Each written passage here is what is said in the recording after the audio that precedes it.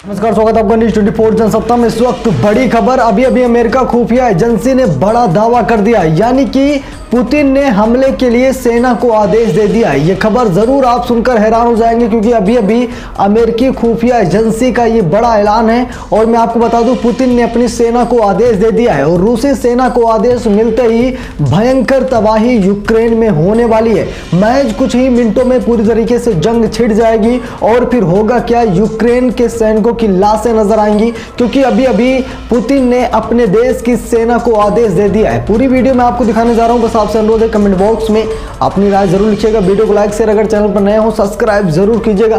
चलिए हम आपको दिखाते हैं पूरा मामला क्या है। बता दूं, अमेरिकी खुफिया विभाग का दावा, पुतिन ने हमले का आदेश दे दिया है। यूक्रेन की ओर बढ़ रहे हैं रूसी टैंक और तोप। जी हां, बिल्कुल आप सही सुन रहे हैं, अभी रूसी टैंक और तोपों को यूक्रेन की सीमा में घुसते हुए देखा गया, जो कि भयंकर तबाही का एक छोटा सा मंजर है। बता दूं, अमेरिकी खुफिया विभाग के सूत्रों ने दावा किया है कि रूसी टैंक यूक्रेन की ओर बढ़ने लगे हैं। इन सूत्रों के अनुसार रूसी राष्ट्रपति व्लादिमीर पुतिन ने रूसी बलों को यूक्रेन पर हमले का आदेश दे दिया है। अब हमले का अंतिम योजना पर काम भी चल रहा है। बता दूं, इस योजना के तहत रूस मिसाइल और हवाई हमले से पहले साइबर हमले से शुरुआत करेगा और अंत में जमीनी टुकड़ियां यूक्रेन के शहरों पर कब्जा करेंगी। रूस की अग्रिम पंक्ति की सेना के वाहनों, टैंक और पैंट के जेड अक्षर बनाया गया है और ये टैंक यूक्रेन सीमा की ओर बढ़ते दिख रहे हैं। बता दूं, ऐसे निशान युद्ध के दौरान मित्र और शत्रु की पहचान करने के लिए बनाए जाते हैं।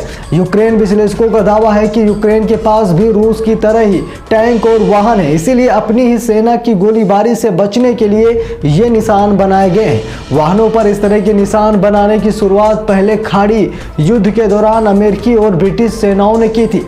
तब उन्होंने एक दूसरे को निशाना बनाने से बचने के लिए वाहनों पर उल्टा वी का निशान बना दिया। इस बीच अमेरिकी उपराष्ट्रपति कमला हैरिस ने कहा है कि यूरोप में युद्ध की आशंका वास्तविक है। उन्होंने ये भी कहा है कि रूसी अतिक्रमण की स्थिति में अमेरिका रूस पर अब तक के सबसे बड़े प्रतिबंध लगाएगा। रूस और अमेरिका के बीच गहराते युद्ध की आशंका के बीच अमेरिका स्थित रूसी दूतावास एनातोली एंटोनोव ने रविवार को कहा कि रूस के किसी अन्य देश की जमीन पर कब्जा करने की कोई योजना नहीं है। बता दूं, साथ ही उन्होंने कहा कि रूस डोनबास क्षेत्र को यूक्रेन के हिस्से के रूप में देखता है।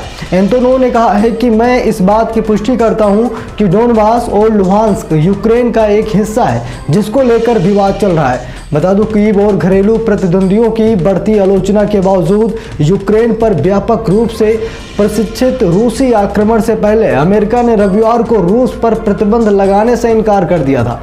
बता दूं, यूक्रेन और रूस ने युद्ध को टालने के लिए गहन राजनीतिक प्रयासों का आह्वान किया।